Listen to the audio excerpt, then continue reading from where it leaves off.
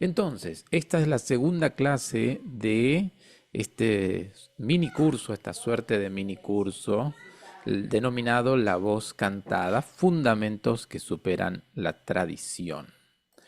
En el día de ayer nosotros hicimos una breve presentación acerca de los temas que íbamos a desarrollar.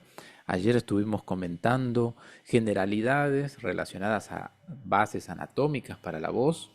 Hoy vamos a estar viendo un poco de fisiología, o dicho de una forma más coloquial, vamos a estar viendo cómo funciona eso que nosotros ayer mencionábamos. Si bien ayer hicimos algunos comentarios al respecto, a través de lo que es una anatomía funcional, hoy vamos a detenernos un poquito más, que es lo que, lo que nos convoca y lo que generalmente llama la atención también en los procesos de aprendizaje del canto o en cualquier proceso de profesionalización de la voz. Y mañana, en el día de mañana, estaremos viendo cuáles son aquellas prácticas que nos pueden servir más o que, dicho al día de hoy, nos pueden incluso servir menos para lo que es el desarrollo o el entrenamiento de la voz como tal. No tenemos que perder de vista este foco, no tenemos que perder de vista este centro o punto de atención. El conocimiento, todo lo que nosotros aprendamos, puede ayudarnos en el diseño de estrategias y recursos para el entrenamiento de la voz. En este caso, creo o intuyo que la mayoría de ustedes en relación a la voz cantada. Pero no tenemos que perder de vista esto, no tenemos que perder de vista este foco porque este es el gran motivador, ¿no? Nosotros aprendemos para qué, aprendemos para aplicar, aprendemos para llevarlo a la práctica, aprendemos para poder transmitirle a otro ese conocimiento, en este caso práctico. Y ayer en relación a la anatomía hablábamos de los tres subsistemas, ¿no? Subsistema, por si alguno no estuvo ayer, hablamos de un subsistema respiratorio encargado de aportar energía, hablamos de un subsistema de fonatorio encargado de aportar el sonido y hablamos de una serie de modificadores, filtros o de un subsistema resonancial articulatorio.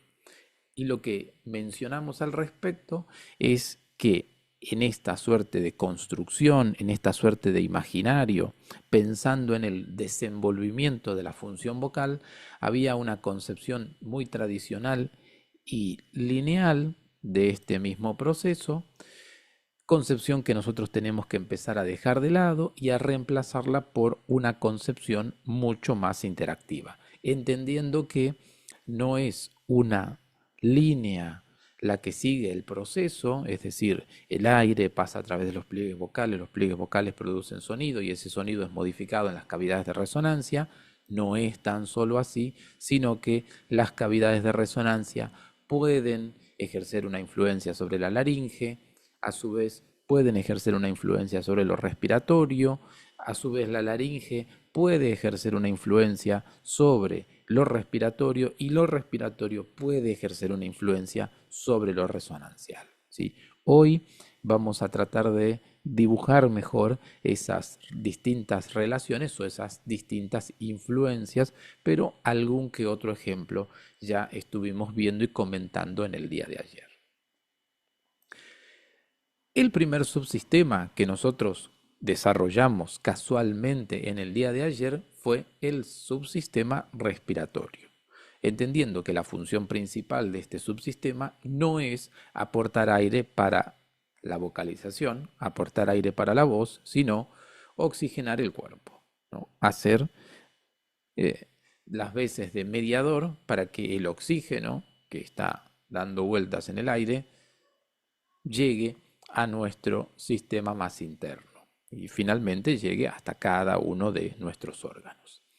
Y habíamos visto que este subsistema respiratorio, estaba compuesto de distintos tejidos. Habíamos mencionado, simplemente por el hecho de mencionar, los pulmones, las costillas o el esternón como aquel tejido óseo, los pulmones como aquel tejido elástico, pero habíamos comentado una cosa elemental, y es que los elementos solo se pueden poner en movimiento siempre que tengan un elemento muscular que los mueva, que los traccione. Por eso es que estamos viendo en este momento esta diapositiva. Esta diapositiva, ayer lo comentábamos, divide por un lado, para el lado izquierdo, los músculos inspiratorios, para el lado derecho, los músculos expiratorios. Es decir, los músculos inspiratorios son aquellos que trabajan, se contraen durante la inspiración, y los músculos expiratorios son aquellos que se contraen o trabajan durante la expiración. Entendiendo también que para que unos tengan actividad, los otros se tienen que relajar. Si no, estaríamos haciendo una suerte de tensión simultánea y ni uno ni el otro podría actuar. Ese comentario no lo habíamos mencionado en el día de ayer, pero es importante tenerlo en cuenta. Si hay alguno de los músculos que por un motivo se llegue a contraer de igual manera, tanto inspiratorio como expiratorio, vamos a tener una suma finalmente que dé cero, ya que las fuerzas van a ir para un lado y van a ir para el otro y directamente las estructuras no se van a desplazar. Ahora, ¿eso es posible? Sí, eso es posible, pero no en relación a la función respiratoria, sino en relación a la función postural. Hay algo que nosotros también tenemos que tener en cuenta entre las tantas cosas y los tantos elementos que venimos mencionando. Los músculos respiratorios son, a su vez, músculos posturales, músculos que intervienen en la postura. Entonces, participan en más de una función, o dicho de otra manera, se contraen o trabajan en más de una función. Por eso muchas veces hay posturas determinadas o posiciones determinadas que conseguimos con el cuerpo, algunas más favorables para la respiración u otras muy incómodas para la respiración. ¿Por qué? Porque hay una musculatura que se está contrayendo y que a su vez participa en la respiración. Pero volvamos aquí a los músculos inspiratorios y expiratorios. Yo les decía ayer que los músculos inspiratorios se contraen durante la inspiración, trabajan durante la inspiración, y los principales son los músculos intercostales externos. Los tenemos, los vamos a señalar aprovechando este recurso gráfico tan bonito. Tenemos intercostales externos y el diafragma. Entonces, estos son los músculos que se contraen siempre. ¿Y los otros para qué están? Los otros están para otro tipo de inspiración o para otros momentos de inspiración. ¿Por qué? Porque algo muy importante es lo siguiente: el cuerpo se adapta a las demandas y a las necesidades. Entonces, si nosotros estamos durmiendo acostados en una cama, muy relajados, es probable que el diafragma y los intercostales externos se contraigan, pero me animaría a más, incluso a decirles que cuando nosotros estamos muy relajados en la cama, solo el diafragma se llega a contraer como tal. Los otros, ninguno participa. ¿Por qué? Porque la demanda, porque el nivel de requerimiento es muy bajo. Ahora, ¿qué sucede si nosotros estamos haciendo una actividad física? ¿Qué sucede si nosotros estamos haciendo fuerza? ¿O qué sucede si nosotros estamos cantando? La demanda se modifica, la demanda cambia y el cuerpo tiene que responder a esa demanda. ¿Cómo hace para responder? Bueno, recluta, despierta o enciende un número mayor de estructuras que son las que van a poder avanzar en el cumplimiento de esa función a partir de esa demanda. Y exactamente lo mismo pasa a nivel de la musculatura expiratoria. Vamos a tener un tipo de expiración más relajada, más pasiva, y otro tipo de respiración más activa que requiera la contracción de esa musculatura. Razón por la cual ya desde el día de ayer decíamos, ya desde la clase número 1, decíamos que no hay un único tipo de inspiración y tampoco hay un único tipo de expiración, sino que hay varias, y esas varias son las que van a ir teniendo requerimientos o van a ir reclutando distintas musculaturas a nivel de lo respiratorio. Aquí tenemos un cuadro muy simpático que nos puede resumir esta situación. Fíjense que tenemos en la fila de arriba, en la primera fila, los distintos tipos de inspiración. Podríamos mencionar más, pero vamos a mencionar a las más contrastantes. Ustedes miren, por ejemplo, nosotros tenemos una inspiración fisiológica. Entendemos el proceso de la respiración como la suma de una inspiración más una expiración, ¿no? Eso no lo habíamos mencionado hasta ahora. Pero eh, vamos a dividir nuevamente ese proceso y por un lado vamos a poner la inspiración y por otro lado la expiración. Cuando hablamos de inspiración fisiológica, es aquella que el cuerpo cumple de manera automática, de manera relajada, de manera natural, de manera espontánea. Esa inspiración fisiológica va a necesitar la actividad solo de dos grupos musculares, el diafragma y los intercostales externos. Pero como les decía hace rato, incluso me animaría a decir que cuando el cuerpo está sumamente relajado, solo el diafragma se contrae y prácticamente no hay participación de los intercostales externos. Pero pensemos en lo que ustedes están haciendo en este momento. Están sentados en algún lugar, sosteniendo una postura determinada y respirando. Entonces, intercostales externos y diafragma son los que van a participar. Pero ¿qué pasa si los requisitos cambian? ¿Qué pasa si solicito, le pido a mi cuerpo una inspiración forzada? Imaginemos la siguiente situación. Nos metimos en una pileta, decimos acá. Creo que ustedes dicen alberca, ¿no? Nos metimos ahí o nos metimos en el mar a nadar. Y estamos nadando en las profundidades y nos empezamos a quedar sin aire, el aire empieza a faltar hasta que finalmente salimos a la superficie y damos una bocanada de aire. Esa bocanada de aire viene con toda la energía junta, una sensación de mucha movilidad, de mucha movilización, una sensación de mucho trabajo. Bueno, esa inspiración forzada, que no es natural, ¿sí? Ya requiere la contracción de otra serie de músculos.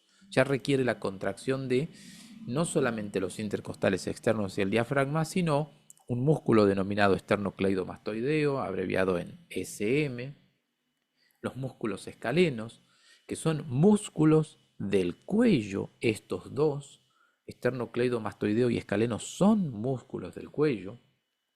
Ya se alejó del tórax.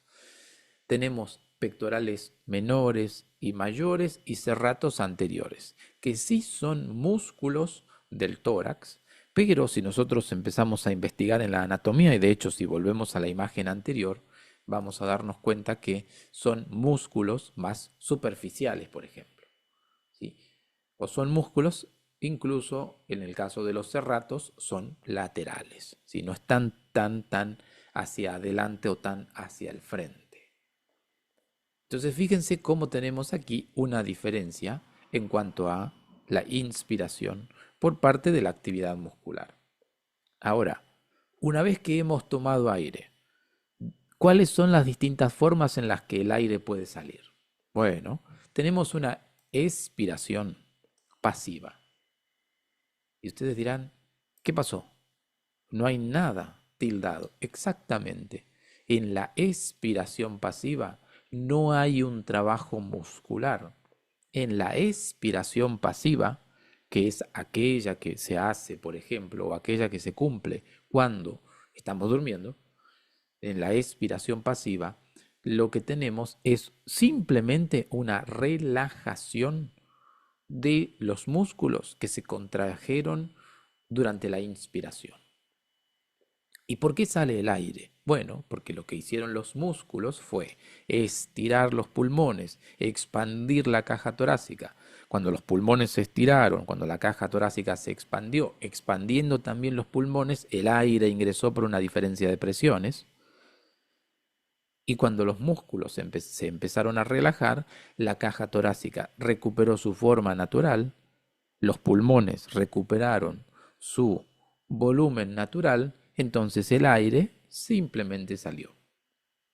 No tuvimos que hacer nada extraño. La expiración pasiva no tiene una actividad muscular específica. Pero ¿qué sucede cuando hablamos? ¿Qué sucede cuando cantamos? ¿Qué sucede cuando producimos voz?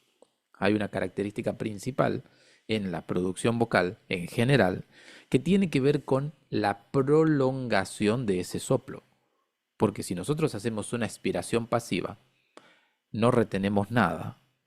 ¿Sí? Ustedes lo pueden experimentar. Inspiran y relajan y el aire sale a una velocidad, sale con una presión determinada. No hay un control estricto de ese aire. En cambio, si nosotros queremos hablar, si nosotros queremos cantar, necesitamos ejercer un control sobre ese aire que está saliendo. ¿Y a través de qué elementos ejercemos un control? A través de los músculos expiratorios. Entonces, son estos los que se van a contraer para ponerle un freno a los músculos inspiratorios y hacer que los otros, o hacer que las estructuras en general, recuperen su forma, recuperen su volumen, pero de forma lenta. ¿Por qué? Por la misma necesidad de prolongar ese soplo. Necesitamos hablar y pronunciar una serie de palabras y si lo hacemos sin el control de estos músculos, el aire se va. El aire no nos alcanza. ¿Sí? Que es lo que le suele suceder a la gente que no tiene una correcta administración del aire. Fíjense cómo yo ya les mencionaba en la clase número 1 que no todas las dificultades, no todos los problemas son por un mal aprendizaje. Hoy nosotros sabemos, y hoy nosotros estamos viendo que muchos errores o muchas incompetencias o muchas incompatibilidades se deben a que la musculatura o las estructuras que tienen que trabajar no están trabajando. Después sí, puedo atribuirle a un mal aprendizaje o a un aprendizaje incorrecto. Pero primero me tengo que asegurar de que las estructuras realmente estén trabajando de la forma correcta. Alejandra me dice, y después me pregunta también ahora, ¿qué ejercicios podemos hacer para aprender a administrar el aire? Bien. Y ahora me dice, ¿cómo podemos controlarlo en notas prolongadas? Bien. De acuerdo a esta mirada que yo les estoy proponiendo en el día de hoy, nosotros podemos considerar ese tipo de dominio desde el entrenamiento de la musculatura respiratoria. Ayer, de hecho, yo se los mencionaba y les decía, nosotros a través del entrenamiento muscular podemos darle al cuerpo la condición para sostener el soplo. No tenemos que perder de vista algo muy importante. El canto para el cuerpo es un ejercicio físico, es una actividad física. El cuerpo tiene que estar preparado para esa actividad física. Si no está preparado, probablemente esa actividad física requiera un esfuerzo adicional, requiera un nivel de energía por encima del habitual. ¿Y cómo entrenamos la musculatura? Dice Pau. Bien, esa es la pregunta. ¿Cómo entrenamos la musculatura? A través, por ejemplo, yo les decía, la musculatura respiratoria es simultáneamente musculatura postural. Entonces, la combinación de determinadas posturas con la inspiración y la expiración ya implica un tipo de entrenamiento. Pero les agrego más, porque ustedes pueden decir, ¿y será tan así? Bueno, todo entrenamiento tiene un tiempo, un número de repeticiones, un nivel de intensidad creciente o un nivel de dificultad creciente y necesitamos organizar el entrenamiento u organizar los ejercicios también en función de esos criterios. Si nosotros hacemos esto una vez, si nosotros lo hacemos un día, probablemente no vayamos a ver los resultados, como cualquier tipo de entrenamiento. Si uno va al gimnasio un día, no va a haber nada, pero es necesaria la práctica sostenida. Julio dice, para mejor control de voz es bueno tener músculos expiratorios tonificados o más bien eh, neurocontrolados. Bien. Cuando uno hace un entrenamiento muscular, siempre es un poco y un poco, ¿no? Cuando uno hace un entrenamiento muscular, siempre es un poco de el entrenamiento físico en sí y del entrenamiento neuro, porque igual necesitamos una conexión, necesitamos una respuesta y eso está mediado por el impulso nervioso. Pero pensando en lo siguiente, es bueno tener músculos inspiratorios tonificados dependiendo de la demanda, dependiendo de la necesidad, dependiendo de lo que cantemos. Si una persona compone sus propias canciones, es muy probable que haga una adaptación de sus composiciones para aquello que puede cantar. Ahora, si una persona canta una música que está escrita, una música que tiene una duración, una música a la que no se le puede cambiar la tonalidad, una música que tiene una velocidad determinada, bueno, ahí es la persona la que tiene que adaptarse a los requerimientos de esa obra y tendrá que entrenar de acuerdo a esas necesidades. Ahora, el entrenamiento de la musculatura expiratoria, ¿sí? Nos va a servir o va a tener beneficios, por ejemplo, sobre el control del soplo. Siempre que la inspiración o el momento inspiratorio se desenvuelva de forma correcta. ¿Por qué? Por ejemplo, ¿qué pasa si tomo poco aire? ¿O qué pasa si mi cuerpo, vamos a ponerlo desde este lugar, qué pasa si mi cuerpo no tiene o no está adaptado o no está entrenado para tomar una buena cantidad de aire porque los músculos inspiratorios están débiles? ¿Qué pasa? ¿Me sirve tener un buen entrenamiento de la musculatura expiratoria? Y no tanto, porque la falla está en, el, en la etapa o en la parte de ciclo anterior, que tiene que ver con la inspiración. Entonces, si ya ingresó poco aire, por más fuerza que yo le ponga a los músculos expiratorios, el problema estuvo en la inspiración.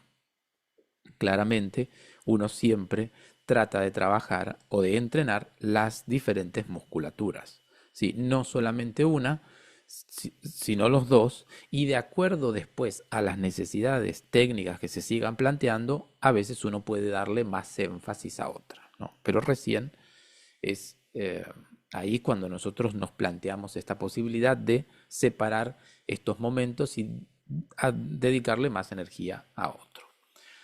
Y me dice, ¿qué tanto hay que tomar en cuenta que se marquen algunas venas del cuello? Pero dice que se siente cómodo y no lo lastima.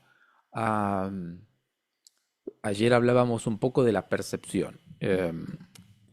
La comodidad es una percepción.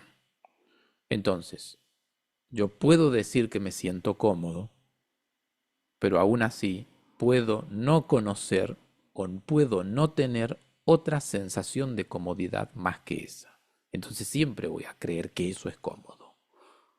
Tengo que tener el contraste para poder finalmente decir si sí o si no.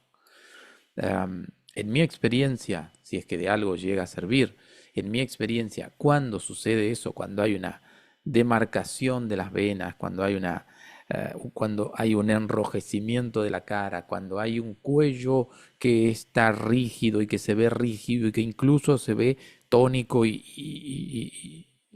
voy a decir, más gordito, ¿sí? Bueno, en mi experiencia, aunque la persona diga que se siente cómoda, eso no es comodidad. Y de hecho no es capaz de entender o no tiene todavía incorporado el concepto de comodidad, porque eso es lo que aprendió a hacer. Hay que mostrarle otra cosa para que vea si eso que hace es o no es cómodo. ¿Sí? Créanme que suele suceder así. Baruch me dice, ¿es buena la práctica de inflar globos para entrenar los músculos? No, no es buena la práctica. Es una hermosísima pregunta y no es buena la práctica no es buena la práctica de inflar globos. ¿Pero por qué? Porque no tiene efectos a largo plazo. No tiene efectos sobre la musculatura en sí. Ustedes dirán, ¿por qué? Porque el globo está hecho de un material que si nosotros usamos siempre el mismo globo, imagínense ustedes paseando por el mundo y por la vida con un globo en el bolsillo, ¿no? Si ustedes usan siempre el mismo globo, el material del globo, a medida que nosotros lo inflamos y lo desinflamos, lo inflamos y lo desinflamos, el material del globo va cediendo y cada vez es más fácil inflarlo. Pero no porque tengamos condición muscular, no porque hayamos desarrollado una nueva habilidad muscular a nivel respiratorio, sino simplemente porque el globo se estiró, el látex, la goma cede más fácil y listo, ¿sí? Entonces, no tiene esa finalidad. Aquí tenemos que diferenciar algo. Hay muchos ejercicios que se indican que no tienen la finalidad que dicen tener. Eso por un lado. Y segundo, hay muchos ejercicios que se indican y la única finalidad que tienen es poner un foco de atención en esa función. Es decir, yo empiezo a inflar un globo y me concentro en inflarlo y me concentro en repetir eso y me concentro y me concentro, probablemente mejore mi rendimiento. Pero no porque gane una habilidad nueva, sino simplemente porque me concentré en eso. La concentración mejora la performance. La atención dirigida mejora la performance. Eso está probado, ¿sí? Pero en este caso, por ejemplo, no es por el globo en sí, sino simplemente es porque uno puso atención en lo que está haciendo, nada más, ¿sí? Pero en el caso del globo, y para que quede claro, no tiene una influencia específica sobre la musculatura respiratoria. Aparte, ahí nosotros podríamos pensar únicamente en la musculatura expiratoria. No tendría una influencia sobre la inspiración, porque nosotros inflamos el globo cuando soplamos, no cuando inspiramos, ¿sí? Pero muy atentos con esto. Uno tiene que tener un poco de ojo crítico, ¿sí? Frente a los ejercicios que muchas veces se indican. Y esta es una de las situaciones. Pensar entonces si el globo puede o no puede realmente ejercer esa influencia que dice que influye. Steph me dice, los ejercicios para fortalecer el cierre cordal nos ayudan a controlar la salida del aire. Am, Guárdame esa pregunta para cuando aparezca la laringe, ¿sí? Me guardo esa pregunta y si me olvido, por favor, hacémela de nuevo para cuando aparezca la laringe. ¿Qué pasa con los alumnos que van al gym y son cantantes? Dependiendo del tipo de ejercicio que realizan. Cuando uno hace ejercicio aeróbico, cuando uno hace ejercicios que involucran estiramiento, que involucran flexibilidad, no pasa nada. Es más, el cuerpo se beneficia porque se oxigena más. Y el oxígeno, acuérdense, es energía para los músculos. Ahora, cuando va a levantar peso, ahí tenemos una ¿cómo decirlo? Una contraindicación. ¿Por qué? Porque la laringe se cierra completamente para hacer fuerza. Y el cierre, la constricción, es algo que nosotros, para el canto, queremos evitar. Y como los músculos tienen, vamos, lo voy a decir entre muchísimas comillas, ¿no? Pero como los músculos tienen memoria, como los músculos aprenden, si esa persona pasa mucho tiempo en el gimnasio levantando pesa, la laringe aprende a constreñirse. Y si bien cuando nosotros usamos la voz o si bien cuando cantamos, la laringe no va a estar completamente constreñida, sí va a haber un mecanismo que va a recordar el ejercicio y va a tener una tendencia a constreñirse o a cerrarse más. Además de qué cosa? De que cuando nosotros levantamos pesos muy elevados, la laringe no solamente se cierra, sino que también hay una contracción abdominal. Entonces tengo la laringe que me sirve para producir voz, los músculos abdominales, el grupo abdominal que me sirve para el control expiratorio. Lo tengo todo contraído, pero justamente en una relación antagónica. Porque cuando nosotros queremos producir voz, contraemos el grupo abdominal para controlar el soplo. Pero ahora el soplo está frenado por la laringe para poder levantar el peso. Pero, ¿y qué otra dificultad tenemos? Que la presión que se acumula por debajo de los pliegues vocales cuando levantamos objetos muy pesados es muy superior a aquella que nosotros necesitamos para cantar. Entonces, volviendo a esta idea, entre comillas, de que los músculos tienen memoria, el- la laringe aprende a constreñirse con facilidad o aprende a desencadenar fácilmente este mecanismo. Y por otro lado, el grupo abdominal aprende a hacer mucha fuerza para mandar aire a presión. Cuando producimos voz, esos mecanismos se ponen en juego y probablemente terminemos produciendo sonidos con mucha presión subglótica y con mucha constricción laringea, probablemente. Así que eso es un punto a tener en cuenta, eso es un punto que tenemos que observar en nuestros alumnos, eventualmente en nuestros pacientes, si hay algún colega terapeuta del lenguaje, ya que eso puede jugar en contra de la función. Ivy me dice, se me trabó, pero ¿qué indicación podría darle a un alumno para evitar esa demarcación o cómo lo ayuda a distinguir las veces que sí está bien y las veces que no, pero que él cree que sí? Bien, lo primero que te diría es no decirle que lo está haciendo mal.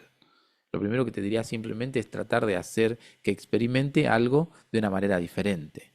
¿Cómo sería? Bueno, le vas a quitar toda exigencia, le lo vas a llevar hacia un lugar de sonidos cómodos, hacia un lugar de intensidades cómodas, y ahí te vas a asegurar de que todo se produzca em, con la menor energía posible.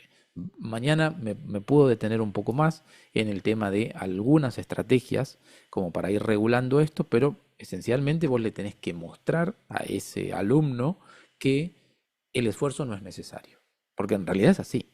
El esfuerzo no es necesario, excepto en algunos lugares, en algunos momentos, en algunas circunstancias. Después es, es producir voz, ¿sí? Y la voz producida dentro de cierto rango, dentro de ciertos límites, no tiene por qué ser un trabajo arduo para el cuerpo. Luis dice, ¿qué hay sobre el ejercicio de soplar con un popote cuyo extremo está dentro de un bote con agua? Am, Julio creo que me dice también, recomienda los ejercicios con popote o pitillo para entrenar el control de la expiración. No hay un control como tal si soplamos.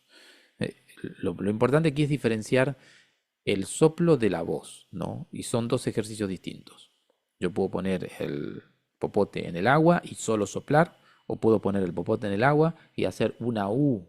Son dos ejercicios distintos. Me voy a concentrar solo en el primero, que es solo soplar. Entonces, si uno sopla, tiene algo que se llama, a través del ejercicio, tiene algo que se llama feedback visual. Es decir, yo soplo y puedo ver las burbujas. Las burbujas son, entre comillas, un reflejo de mi soplo. Entonces puedo regular a través de lo que observo en las burbujas mi propio soplo. Puedo hacer que las burbujas sean grandes y rápidas, puedo hacer que las burbujas sean chiquitas y lentas, y se supone que eso tiene automáticamente em, una consecuencia sobre el modo en el que estoy ejerciendo ese soplo. Pero no hay un control o no hay un entrenamiento muscular como tal. ¿Es un feedback? Sí. ¿Es bueno? Sí. ¿Puedo sacarle provecho? Sí, porque de esa manera yo puedo controlar mi flujo, pero después tengo que tener en cuenta que no hice trabajo muscular. No hice un trabajo muscular específico, ¿sí? Para hacer un trabajo muscular específico con un popote y sumergido en el agua, tendría que tener un balde y una manguera enorme para poder soplar lo que necesito soplar para entrenar la musculatura, ¿sí?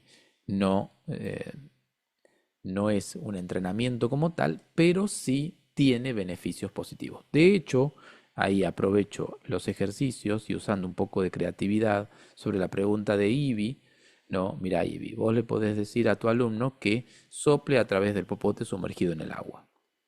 Probablemente si hay tensión, uno va a ver mucha burbuja muy rápida y muy grande. Entonces le vas a pedir que sople de tal forma, de tal modo que la burbuja sea pequeña y sea lenta. Lenta y pequeña, lenta y pequeña. Y que después, a través de esa misma sensación, a través de ese mismo comportamiento, produzca un sonido. Es decir, está soplando muy suavecito y después le vas a pedir ah, la misma disposición, la misma intención para que produzca un sonido. Eso debe poder cambiarle las sensaciones, debe poder pararlo en un lugar distinto al que generalmente se encuentra o que generalmente adopta durante el canto. ¿Qué ejercicios recomienda para entrenar la prolongación del aire? Um, Entrenamiento de la musculatura inspiratoria y expiratoria. Ya mañana, como les decía, me puedo detener un poco más en estos ejercicios. ¿Es correcto cuando entrenan a los alumnos haciéndolos cantar con peso en el abdomen como un garrafón o libros? No, no es correcto. Es como yo les decía, de acuerdo al ejercicio físico. A ver, si nosotros le ponemos un peso en el abdomen, no importa cuál sea el peso, si nosotros le ponemos un peso, lo que estamos haciendo es entrenando la musculatura abdominal. Y la musculatura abdominal, ¿sí? Va a estar encargada de, en este caso, va a estar encargada de hacer una fuerza específica y va a mandar mucha presión de aire. Y nosotros tenemos que preguntarnos, en ese caso, ¿es necesaria esa presión de aire que está produciendo esa persona a propósito de ese ejercicio? Generalmente no lo es. Generalmente no es el nivel de presión que se necesita. ¿Sí? Piensen en la voz como un acto delicado por parte de la laringe. Todavía no hemos llegado, es el subsistema que sigue, ¿sí? Pero piensen en la voz como un acto muy delicado, que no necesita de la brutalidad del cuerpo, ¿sí? O no necesita de la brutalidad de determinados ejercicios para tener lugar, ¿sí? Nosotros pensemos que la voz se ha ido adaptando también. La voz ha ido ganando terreno y cada vez debe ser más fácil producir la voz, no más difícil, ¿sí? Muchas veces un buen cantante se diferencia de eso, ¿no? Entre muchas otras cosas relacionadas al sonido y demás, ¿no? Pero uno dice, bueno, a ver, si yo como terapeuta, fonoaudiólogo, especialista en el área de la voz, si yo tengo que diferenciar de un buen cantante de un cantante no muy bueno, ¿qué es lo primero que observo? Es cómo desenvuelve sus funciones. ¿Qué tanta energía consume para interpretar una pieza? ¿Qué tanto esfuerzo hace? ¿Sí? ¿Por qué? Porque dentro de mi terapia, dentro de mis sesiones, uno de mis objetivos es demostrar que la voz, que el canto puede ser producida sin esfuerzo, ¿sí? Insisto, uno lo generaliza, pero habrá momentos en donde se requiere más energía, pero es un momento específico. Después uno debe entrenar para que eso que hoy genera una alta demanda después con el tiempo no lo sea. ¿Por qué? Porque el cuerpo tiene la posibilidad de adaptarse. Steph dice, es decir, que los ejercicios de tracto vocal semiocluido no trabajan como tal la musculatura. Gracias por responder nuestras preguntas. No trabajan la musculatura como tal. Eso es cierto. Lo que trabajan, pues, lo que trabaja son sensaciones, lo que trabaja son las condiciones, lo que reorganiza, de hecho, son las condiciones de presión, de contacto entre los pliegues vocales, las sensaciones de resonancia, todo eso trabaja, pero la musculatura como tal, y pensando en este momento, ¿no? Pensando en la musculatura respiratoria, difícilmente lo haga, difícilmente. De hecho, miren, casualmente la semana pasada, el fin de semana pasado, el 30 de noviembre hubo un taller muy bonito de tracto vocal semiocluido y terapia de resistencia en el agua, en donde conversamos todas estas cuestiones. Pau dice entonces, ¿por qué algunos maestros ponen a cantar a algunos alumnos haciendo planchas? Porque muchos, y lo digo con mucho respeto, pero porque muchos desconocen o ignoran la fisiología de la respiración y la fisiología de la voz. Muchos ignoran la fisiología del canto. Eh, y son muchas prácticas que se han pasado de generación en generación, pero no hay un cuestionamiento real a partir de lo que hoy se sabe. ¿Sí? Siempre, a ver, independientemente de lo que yo les diga, siempre la pregunta es, si hago un ejercicio o si me indican a mí un ejercicio, ¿para qué lo estoy haciendo? ¿Qué me va a facilitar ese ejercicio? ¿Hacia dónde me va a conducir la práctica reiterada de este ejercicio? Me va a conducir a hacer fuerza? ¿Me va a conducir a endurecer algún segmento corporal? ¿Me va a conducir a sentir esfuerzo o a cansarme? ¿Cuál es la repercusión positiva que tiene un ejercicio sobre mi voz? Y si queremos pensar todavía mucho más allá, decimos, ¿qué relación tiene el ejercicio con lo que el cuerpo naturalmente debe hacer? Sí, claramente. A ver, uno cuando piensa, pensemos en un gimnasta, ¿no? Pensemos en los que hacen salto con, bueno, con esos bastones largos, ¿no? Salto. Em, Claramente el cuerpo de esa persona se adapta para lo que tiene que hacer. Claramente el cuerpo de esa persona aprende habilidades que no tenemos naturalmente. Claramente esa persona tiene un desgaste físico específico para cumplir con eso. Pero todos los ejercicios que hizo son en función de algo determinado. Todos los ejercicios que la llevan a esa persona a prepararse de determinada manera son o tienen una razón de ser. Entonces, en el caso del canto es lo mismo. Cuando nosotros recibimos un ejercicio, ¿para qué me sirve? ¿Cómo, qué beneficio me trae? ¿Qué beneficio me aporta? ¿Necesito realmente tanto aire para cantar tal o cual nota? ¿Necesito hacer tanta fuerza para cantar tal o cual cosa? Son preguntas que también les hago a mis pacientes. Rubí me dice entonces, por ejemplo, los cantantes de ópera que tienen mucha potencia en su voz es por el entrenamiento de su musculatura y la gran administración del aire. No necesariamente, no necesariamente. Y me reservo esta pregunta para el tercer subsistema, que es el resonancial. A veces sí, a veces no. Y de hecho, ¿qué es lo mejor? Una combinación. Que no tenga tanta potencia, o perdón, que no tenga tanto entrenamiento muscular o administración del aire, o mejor dicho, que su recurso no se base solamente en eso. Si nosotros siempre tenemos que buscar el equilibrio. Liz me dice, he visto que algunos cantantes usan un nebulizador un día antes de cantar en un concurso o concierto para hidratar. ¿Es correcto? ¿O bajo qué condiciones tiene beneficio? 2 pulgares para arriba, el nebulizador. O los humidificadores.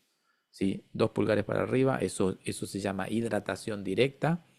Y a mí me gustan más los humidificadores o los vaporizadores, porque el nebulizador requiere solución fisiológica o solución salina. Los vaporizadores, solo agua. Entonces, prefiero los vaporizadores, pero se pueden usar todos en todo momento.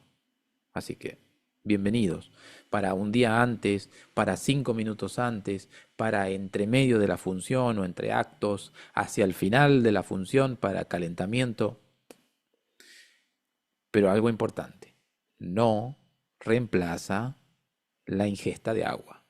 Es hidratación indirecta, tomar agua, más la hidratación directa, que es la nebulización o el vapor. ¿Sí? A tenerlo en cuenta.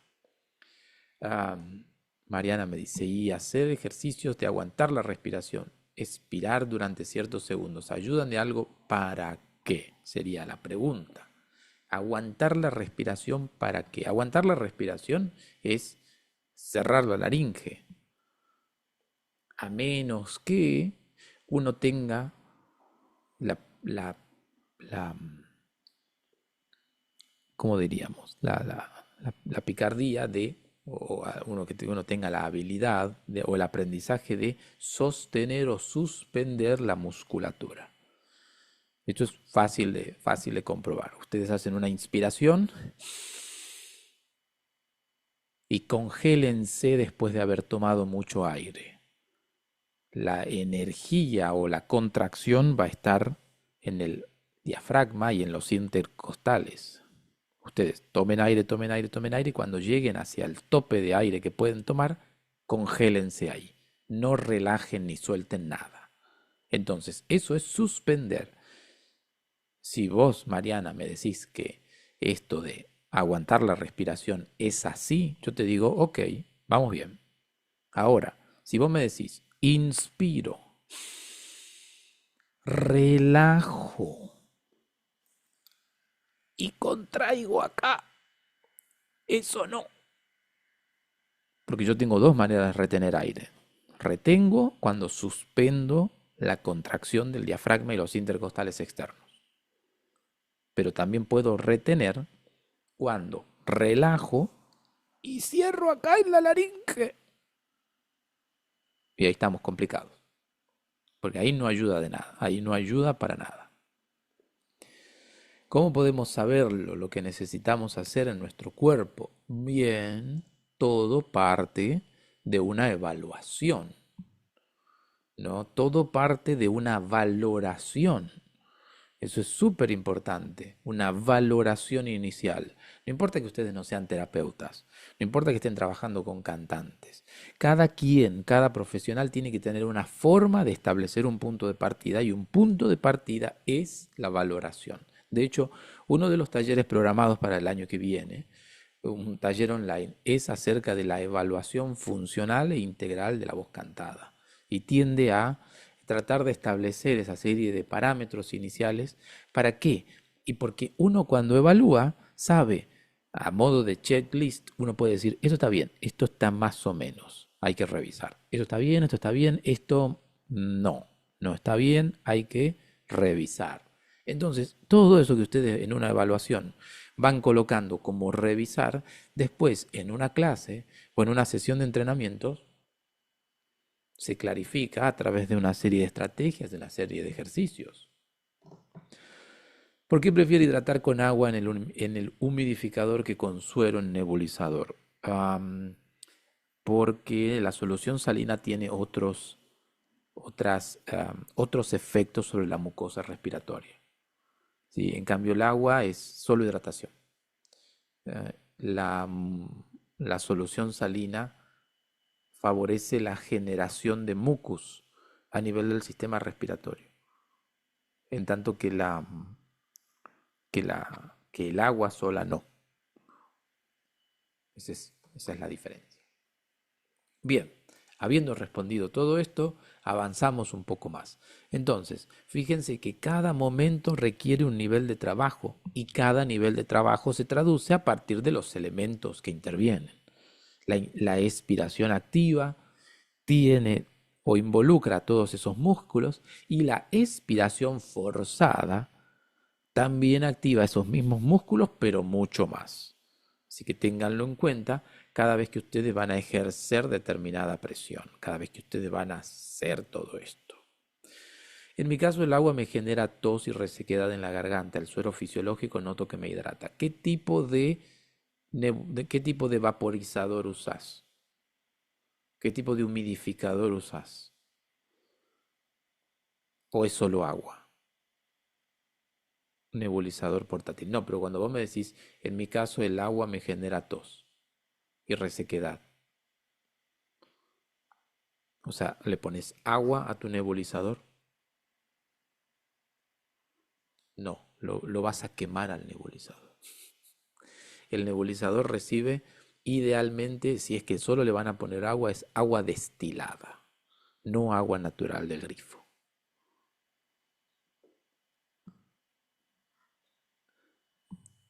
También por eso puede ser, porque el agua de grifo tiene muchas concentraciones de sales o incluso eh, muchas cosas que se vaporizan.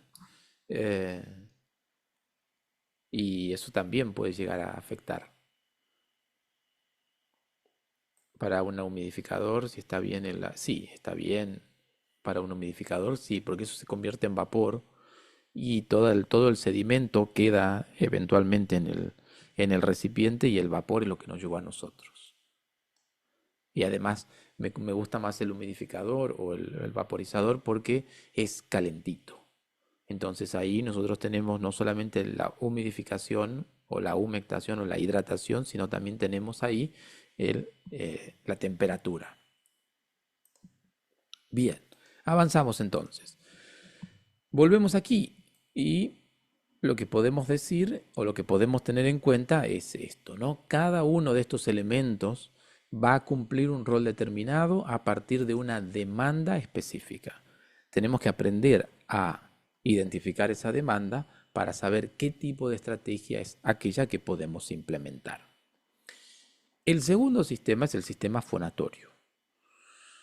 El sistema fonatorio, nosotros también comentábamos ayer que está compuesto por tejido, que está compuesto por una serie de elementos que lo van a caracterizar de forma, o que va a hacer característica, mejor dicho, su elasticidad. Y hablábamos también de que habían elementos móviles que son los músculos. Entonces, ¿qué detalle podemos agregar que no tuvimos en cuenta ayer? Así como nosotros sabemos que el sistema respiratorio o que el tórax, perdón, que el sistema respiratorio está compuesto por los pulmones, pero no vemos los pulmones. Está compuesto por huesos que conforman el tórax, que tampoco vemos los huesos porque está todo cubierto de mucosa y de tejido, mucosa y demás, y finalmente está cubierto de piel. Bueno, la laringe, si la vemos así, es una laringe esquemática. Sí, pero tenemos que saber que la laringe, cuando nosotros la miramos directamente, que es posible mirarla a través de procedimientos de visualización, nosotros vamos a ver una imagen así. ¿Sí? Esto que veíamos aquí es el esquema de las estructuras que se encuentran por dentro, pero por fuera la laringe está cubierta también de una mucosa, está cubierta de un tejido específico y ese tejido específico en algún segmento va a conformar lo que son los pliegues vocales. Entonces, estas estructuras blanquecinas que nosotros vemos aquí, una de cada lado porque son dos, estas estructuras son los pliegues vocales.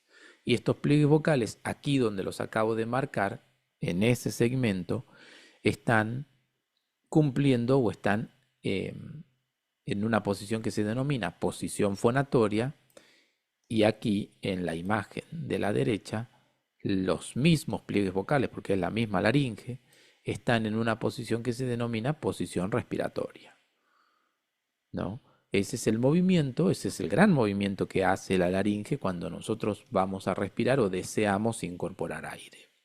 Esas estructuras son las que dejan pasar el aire y son las que a su vez también impiden la salida de ese aire y son las que cuando se acercan a la línea media son capaces de producir sonido a través de su movimiento. ¿Qué es lo que hace el movimiento de los pliegues vocales? Interrumpir periódica y regularmente ese flujo de aire o esa columna de aire. ¿De qué forma lo hace? De la siguiente forma. Fíjense que acá tenemos un video de alta velocidad que me permite a mí observar el movimiento de los pliegues vocales. A ver, vamos a avanzar un poco. Entonces fíjense que aquí tenemos los pliegues vocales ligeramente distintos. Estos son más gorditos, están más abultados, son menos blanquecinos, pero son las mismas estructuras. Y en este video se va a observar el movimiento de los pliegues vocales en cámara lenta. Entonces fíjense que ahí los pliegues vocales están en un contacto específico y aquí los pliegues están en una separación específica. Y ustedes se pueden preguntar y me pueden decir, entonces acá está respirando y ahí está produciendo voz. No, lo que nosotros estamos viendo aquí, este momento de cierre y este momento de apertura, eso es lo que se considera un ciclo glótico. Cierre, apertura, un ciclo glótico. La acumulación de ciclos por segundo es lo que nos va a dar la frecuencia.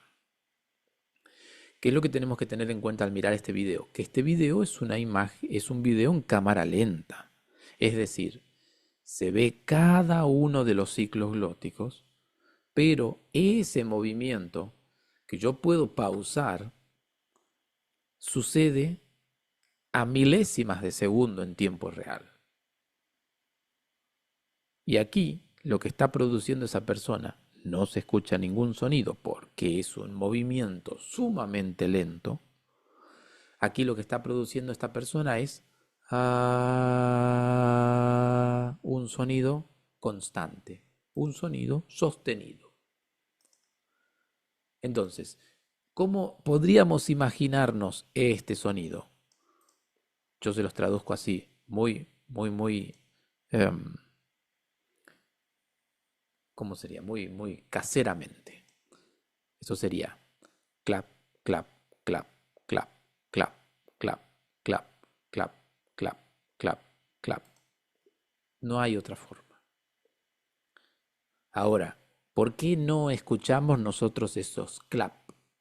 Porque en tiempo real, esos clap, por ejemplo, en mí, ocurren 120 claps por segundo.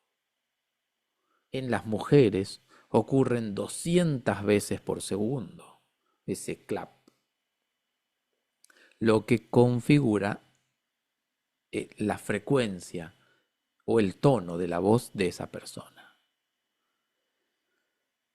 Entonces, este es el comportamiento real, ¿sí?, que se puede observar de los pliegues vocales. Y claramente el comportamiento de los pliegues vocales va ajustándose, va adaptándose de acuerdo a los distintos tonos que queremos producir, las distintas intensidades que podemos producir.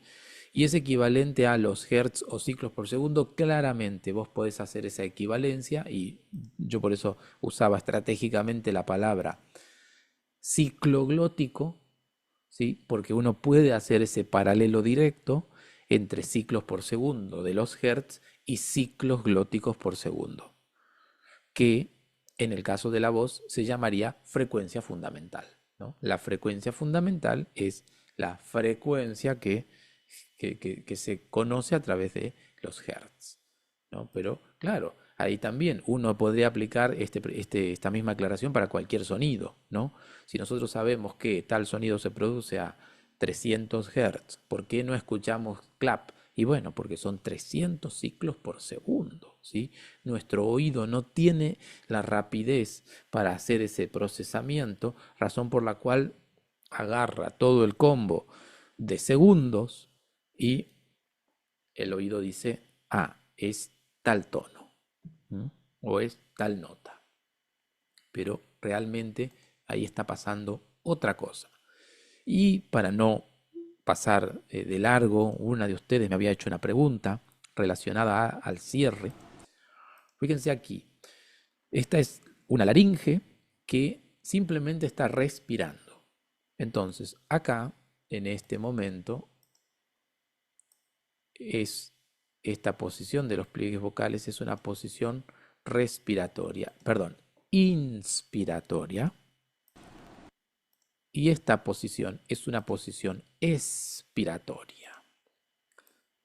Entonces, fíjense cómo los pliegues vocales se relajan durante la expiración y se contraen más durante la inspiración. Se relajan un poquito durante la expiración y se contraen mucho durante la inspiración. ¿Por qué? Y para dejar entrar ese aire. Y después, ¿por qué? Para retenerlo ligeramente. Y eh, ese acercamiento es compatible con la función específicamente, con la función fonatoria. Me faltó decir. Liz me dice, ¿es cierto que en los graves usamos más aire a menor velocidad y en los agudos usamos menos aire con mayor velocidad? Coincido en la velocidad, pero no en la cantidad. En los graves usamos menos aire a menor velocidad, menor flujo. En los agudos usamos más aire a mayor velocidad, mayor flujo. Hay un elemento que se llama flujo transglótico. El flujo transglótico es la cantidad de aire que atraviesa los pliegues vocales por segundo. Entonces, ¿en qué unidades se miden? Se miden en litros por segundo. Cuando se hace un sonido grave, se registran menos litros por segundo que cuando se hace un sonido agudo, porque hay una modificación en el flujo. Uno puede después jugar con la particularidad de la intensidad, ¿no? Porque si uno dice, ah, es un sonido grave pero intenso, y es un sonido agudo pero débil, bueno, ahí hay una compensación del flujo por la intensidad misma. Pero si vos me preguntás, si yo hago un sonido grave de la forma más natural posible, ¿es más o menos flujo? Es menos flujo. Si yo hago un agudo de la forma más natural posible, ¿es más o menos flujo? Es más flujo. ¿Por qué? Es más flujo porque los pliegues se mueven más rápido. Los pliegues vocales se mueven más rápido. Entonces, el aire sale más rápido. ¿Por qué? Porque hay más aberturas y cierres. En los sonidos graves, los pliegues vocales se mueven más lento. Entonces hay menos aberturas y cierres. Si hay menos aberturas, hay menor salida. Si hay más aberturas, hay mayor salida. ¿Sí? Pero lo de la velocidad, sí, sí es cierto. Entonces, tenemos que empezar a mirar también un chequeo una vez al año para ver cómo están los pliegues vocales. Siempre viene bien, ¿no? Tenemos que encontrar siempre esta imagen, estos colores. Por eso me gusta mucho usar esta laringe como modelo, porque realmente tiene el color, tiene el movimiento, tiene la forma que realmente tiene que tener una laringe para considerarse sana como tal. Y una vez que los pliegues vocales han hecho esa cantidad de ciclos por segundo, una vez que los pliegues han juntado todo eso, ¿qué es lo que tenemos que es hacia dónde va? Ah, me preguntan, y con la voz de silbido, ¿cómo se verían las cuerdas? Les prometo un video para mañana acerca de la voz de silbido. Eso lo vamos a dejar para la clase número 3. Entonces les decía, una vez que se producen los claps, una vez que se producen los ciclos por segundo, ¿qué pasa? ¿Hacia dónde va ese sonido? Ese sonido va hacia las cavidades de resonancia, hacia el sistema de amplificación. Eduardo me dice, la presión disminuye conforme la nota más aguda o no es cierto? Ahí me pierdo un poco con la redacción de la pregunta. Y Liz me dice, ¿y es lo mismo la cantidad de aire que sale por segundo que la cantidad de aire que sale por el tracto bucal? Podría haber un equivalente porque hoy por hoy no tenemos forma de hacer una medición a nivel de los pliegues vocales. O sea, en algún momento se hizo, pero hoy no es nada gratificante, porque para medir el flujo transglótico yo tendría que introducir una aguja con un sensor justo por encima de los pliegues vocales y ahí mido el flujo. Ahora, como eso no es nada lindo, ¿cuál es la metodología que se usa hoy? Hoy se usa unos sensores que se encuentran adaptados a una mascarilla, como esas que se usa para la nebulización, una máscara de Rothenberg se llama, y a partir de ahí, ¿qué es lo que se capta? Se capta tanto el aire que sale por la nariz como por la boca. Como la máscara tiene sensores, la máscara me va informando acerca de ese flujo. Entonces, se, se entiende hoy que es más o menos lo mismo el aire que sale. Lo mismo digo para Martinex sobre mañana. Tengo un video para mostrarles acerca de Fry, silbido y demás. Y por qué es un debate si es bueno hacerlo o no. También tenemos ahí. Pueden tomar fotos de las diapositivas, no hay ningún problema. Para el Tuang hay mayor presión de aire o hay menor presión de aire. Ni mayor ni menor presión. Para el belting hay mayor presión de aire, pero para el Tuang no necesariamente. Bien, entonces, una vez que el sonido se produce a nivel de los pliegues vocales, ¿hacia dónde va? Va hacia el sistema de cavidades de resonancia, hacia el tracto vocal. ¿Y qué es lo que hace el tracto vocal? Va deformando ese sonido, lo va adecuando, lo va adaptando. ¿Adaptando a qué? Adaptando a cómo, adaptando a cuáles. Bueno, lo va adaptando de acuerdo, en primer lugar, de acuerdo a nuestras necesidades comunicativas. Si yo quiero decir mamá, mi tracto vocal tuvo que hacer una serie de movimientos para que se produzca la M, la A, la M, la A y eso a una velocidad determinada. Pero también, como mi tracto vocal en algunas partes, en algunos segmentos, es muy poco móvil o no modifica tanto, mi voz, además de haber dicho mamá, tiene una característica específica, que es aquella característica que me permite a mí ser identificado por un oyente. Ustedes tal vez ayer fue la primera vez que me escucharon, pero hoy ya estaban familiarizados con mi voz y probablemente si yo encendía mi micrófono pero no mi cámara y no me veían, pero sí me escuchaban, ya sabían que iba a ser yo, que era yo. Bueno, entonces eso también es una característica que forma parte del timbre. Entonces, el timbre me permite identificar a la persona. Sí, es verdad, pero el timbre también me permite discriminar los sonidos, lo cual es muy importante para nosotros porque nosotros para poder comprender aquello que se nos dice, necesitamos el timbre particular de cada uno de los fonemas, que combinados van a dar como resultado tal o cual palabra. Y eso es esencial para la comunicación. Aquí nosotros vamos a ver un tracto vocal, fíjense, ¿no? Esto es una resonancia magnética funcional de un tracto vocal y vamos a ver varios tractos vocales que van a hacer simplemente las 5 vocales, nada más. Eso es todo lo que vamos a ver y lo que vamos a escuchar.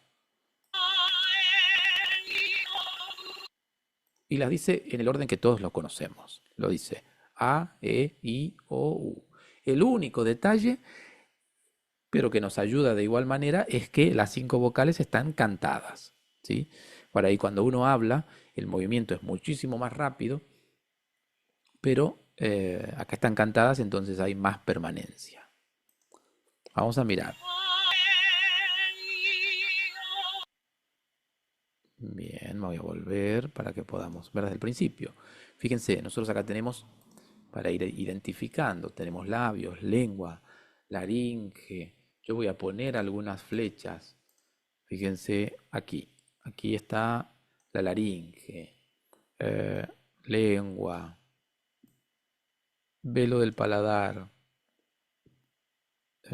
labios.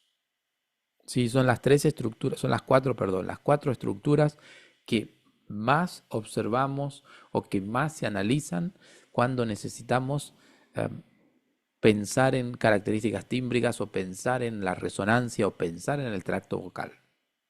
Entonces, fijémonos, esta es la disposición de una A, la E, la I, la O, la U. Fíjense cómo fue la disposición de cada una. Entonces, esto nos tiene que llevar a pensar en lo siguiente.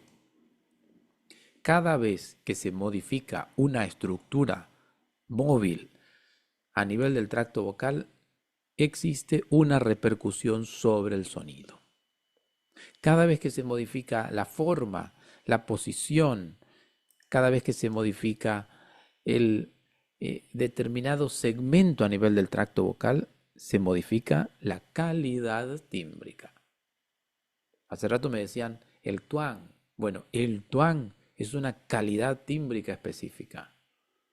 Entonces no necesariamente depende de la cantidad de presión o de la cantidad de aire, sino que es más dependiente del tracto vocal. ¿Y nosotros podemos controlar el tracto vocal? Claro, podemos controlar el tracto vocal. Controlamos los labios, controlamos los dientes, perdón, controlamos los labios, el maxilar inferior, la lengua, el velo del paladar, parte de la faringe, la laringe. Y eventualmente pueden aparecer ahí algunas habilidades nuevas cuando uno empieza a hacer foco en determinadas sensaciones y en el desarrollo de esas mismas habilidades. Y es ahí en donde se abre un gran abanico de posibilidades. ¿Por qué? Porque, porque la voz no es ni más ni menos que aquello que nosotros escuchamos. Y si nosotros hoy hacemos un sonido y mañana hacemos un sonido distinto, ¿sí? Eso quiere decir que la voz ha cambiado. Y esa voz puede cambiar para bien. Esa voz puede hacerse un sonido más original, un sonido más interesante, un sonido más lindo, un sonido más estético. ¿Y de qué depende en buena manera este sonido? De todos estos segmentos, de todos estos elementos que son o que forman parte de ese sistema resonancial articulatorio. El vibrato sano fisiológicamente, me dice José Miguel, y natural, ¿cómo y dónde se produce? El vibrato es un efecto laríngeo, no es un efecto del tracto vocal si lo comparamos con el tema que estamos justo desarrollando ahora. El vibrato es un efecto laríngeo, por lo tanto se produce en la laringe, ¿sí? No en el tracto vocal. Las variaciones, el vibrato, ¿cómo lo podemos entender? El vibrato lo podemos entender como variaciones rápidas de frecuencia y eventualmente de intensidad. ¿Sí? El vibrato tiene una velocidad, el vibrato tiene una amplitud o una distancia, y eso solo lo puede producir la laringe. Esas variaciones de tono, esas variaciones de presión se dan y se reconocen principalmente en la laringe. Después ese vibrato puede repercutir acústicamente sobre el tracto vocal, seguramente sí, y obtener algún tipo de beneficio, seguramente también. Pero donde se produce es en la voz, es en la laringe. Me preguntan, ¿la voz falsa igual se produce en el tracto vocal? ¿A qué llamas voz falsa? ¿A qué llamarías voz falsa? ¿Cuál es tu idea de voz falsa?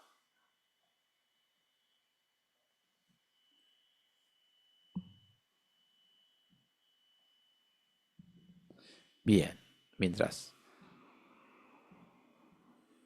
Me responden ahí. Fíjense que, como les decía, fíjense la posición que van asumiendo cada uno de estos órganos. Acá tenemos un hombre. E, O, U, bueno, A, E, la lengua va a cambiar.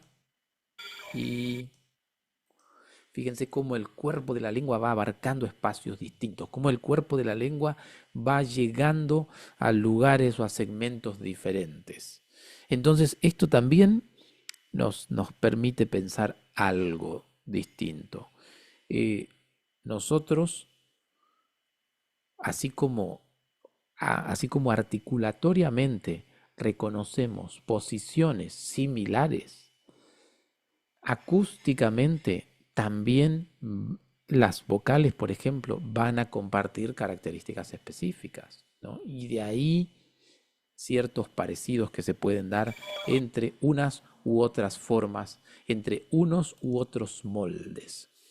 Eh, Alguna distorsión de la voz como guturales. Algunas distorsiones pueden ser propias de la laringe, otras distorsiones pueden ser propias de el tracto vocal. ¿Sí? Genéricamente se les llama guturales, pero algunas distorsiones pueden ser de fuentes distintas.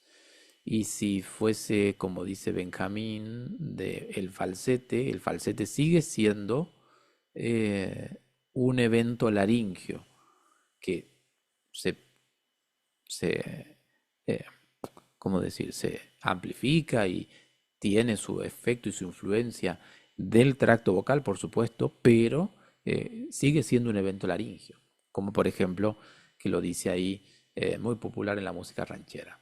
Según, nos dice Steph, según la literatura la altura, perdón, según la altura laringia cambia la presión de aire, sí, según la altura cambia la presión de aire. Cuando la laringe está más baja, ayer lo comentábamos, cuando la laringe está más baja, la presión tiende a disminuir. ¿Por qué? Porque el aire se encuentra antes con las cuerdas vocales. Entonces es necesaria una menor presión, porque en parte la velocidad del aire depende de la presión. Entonces, si yo tengo los pliegues vocales por una laringe más baja, los tengo antes, necesito una menor presión porque con una velocidad menor ya me puedo encontrar con los pliegues vocales al mismo tiempo. Liz me pregunta, ¿hay diferentes articulaciones entre hombres y mujeres? ¿Cuáles deben considerar a la hora de enseñar? Hay diferentes articulaciones, pero nosotros tenemos que tomar un punto de partida para cualquier persona. El punto de partida es la naturaleza, lo natural, ¿sí? ¿Y qué es lo natural? Lo natural es lo que no requiere esfuerzo, lo natural es lo que no requiere trabajo, lo natural es lo que cumple con la función, pero con la menor cantidad de energía invertida, ¿sí? Eso es. Ahora, eh, eso como para tomarlo como punto de partida.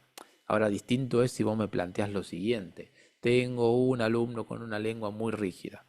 Tengo un alumno con una resonancia posterior. Tengo un alumno, ahí sí uno puede decir, bueno, este es el cuadro de situación y esto es hacia donde quiero llegar. Entonces, ¿qué camino es el que voy a tener que recorrer para ir desde aquí hasta acá?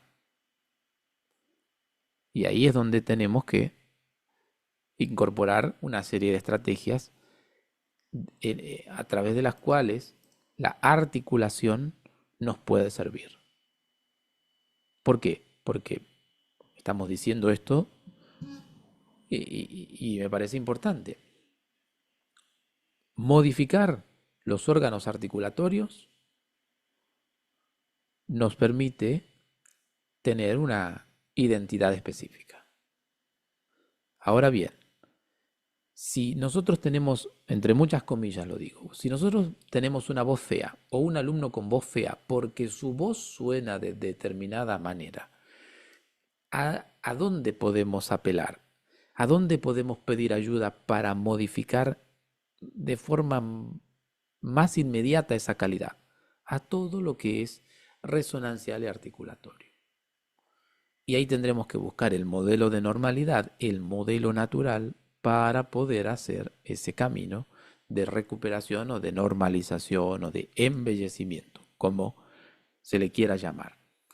Alejandra dice, en el caso de los niños con deficiencia auditiva, pero equipados con implante coclear, el canto o vocalizaciones les ayudan a mejorar su calidad de voz, que algunas veces se escucha como entrecortada. Sí, el canto en principio por dos motivos. En primer lugar, por la discriminación auditiva y en segundo lugar, por todo el componente propioceptivo que tiene. Entonces, hay que pensarlo no tan solo por el canto en sí, sino porque hay un componente auditivo muy importante. Hay una estimulación auditiva muy interesante que refuerza ese aprendizaje vocal. Laura me dice, tengo una duda, ¿la forma del mentón puede afectar o influir en su sonido? Tengo una alumna con su mentón muy pequeño y no puede emitir una O con un volumen estable. Puede influenciar el tamaño del mentón, porque el tamaño del mentón está relacionado a la forma del maxilar y el maxilar es quien alberga los dientes y los dientes son quienes contienen a la lengua. ¿Sí? Entonces, cuando hay una estructura que no se ajusta a la norma, es muy probable que existan por dentro una serie de ajustes para que tu alumna pueda comunicarse, pueda hablar o pueda cantar. Esa serie de ajustes a veces son óptimos y a veces le restan a la función, a veces entorpecen a la función. Entonces hay que ver ahí cuál es eh, cuál es, cuál es el ajuste que está haciendo o los ajustes que está haciendo para ver de qué forma podemos desarmar eso o brindarle alguna estrategia que tenga un rendimiento mucho mayor al que está teniendo en este momento. Maestro, los alumnos que quieren llegar a notas altas. Y bueno, y los alumnos que quieren llegar a notas altas son todos los alumnos que quieren llegar. Em, a ver, generalidades con respecto a esto. No podemos perder de vista que nuestro cuerpo tiene límites. De hecho, por eso están propuestas las clasificaciones vocales, ¿no? Y cada clasificación responde a un rango tonal específico. Los límites son sanos para todos. Entonces, lo primero que uno tiene que hacer pensando en las notas agudas, en las notas altas, es si realmente esa persona y su organismo tiene las condiciones para alcanzar esa nota o si esa nota ya está fuera de su límite, ya está fuera de su rango. Porque si no, lo que uno quiere hacer es ir contra natura, generalmente. Entonces hay que reconocer el límite, hay que ser muy eh, consciente de eso y usar las estrategias a favor de uno, a favor de los alumnos. Ahora, si uno en los alumnos ve potencial, si uno en los alumnos ve condiciones, si uno en los alumnos ve, por ejemplo, pasa mucho cuando el alumno empieza, ¿no? Cuando el alumno empieza es muy probable que se puedan avanzar o que se pueda ampliar ese rango porque el alumno está aprendiendo a conocerse, el alumno está explorando ese rango y las formas de producir ese rango, entonces todo suma, pero llega un punto en donde el aprendizaje deja de ser empinado y se empieza a estabilizar. Y es ahí donde sobreviene la desesperanza y uno dice que ya no va a seguir aprendiendo ni va a seguir avanzando. Bueno, no, hay que tener paciencia y hay que ver de qué otra forma se va a reorganizar ese sistema o si realmente tiene posibilidades de seguir avanzando en ese aspecto o tal vez pueda seguir avanzando en otros, ¿no? Esto como cuestiones generales. Cada alumno es un mundo. Tocar instrumentos musicales como el saxofón ayuda a mejorar la respiración y el fortalecimiento de la musculatura. Te podría decir que sí, ayuda a mejorar el rendimiento o mejora la respiración y fortalece la musculatura, pero mucho cuidado con la extrapolación directa que se hace del instrumento hacia la voz. Pensemos en Louis Armstrong, trompetista y cantante.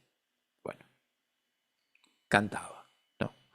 Louis Armstrong toca la trompeta, uno de los instrumentos para el que se necesita mayor presión.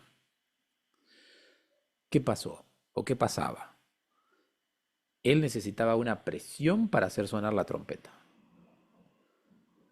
Cuando iba a cantar, esa misma presión era la que se ponía en juego. Y es una presión totalmente innecesaria.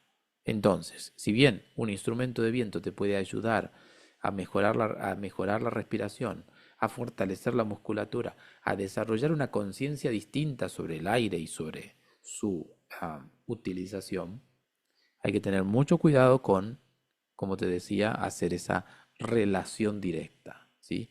Nosotros para cantar no necesitamos de una presión tan elevada como lo requieren todos los instrumentos de viento. Todos los instrumentos de viento requieren un nivel de presión distinto a aquel que nosotros necesitamos para producir voz. Entonces, mucho cuidado ahí cuando hacemos esa relación, ¿sí? Se mejora, sí, pero mucho cuidado. Y no olvidemos esta frase. La voz es aquello que sucede en todo el cuerpo. Y como es aquello que sucede en todo el cuerpo, tenemos que prestar mucha atención no solamente a lo que está directamente relacionado, sino que también tenemos que prestar atención a aquello que juega un rol específico, aquello que juega un rol condicionante y muchas veces no terminamos de encontrarle la relación. Muchísimas gracias por su atención, muchísimas gracias por haber estado ahí esta noche también y mañana nos vemos en la última clase, en donde vamos a ver algunas estrategias útiles y óptimas para el entrenamiento de la voz, en el caso específico de la voz cantada. Muchísimas gracias a todos los que están dejando sus saludos, Lux, Vivi, Gabriela, Aura, Ivi, Luis, Omar. Un gran abrazo para todos y nos vemos mañana a la misma hora a través de el mismo link. Excelente noche.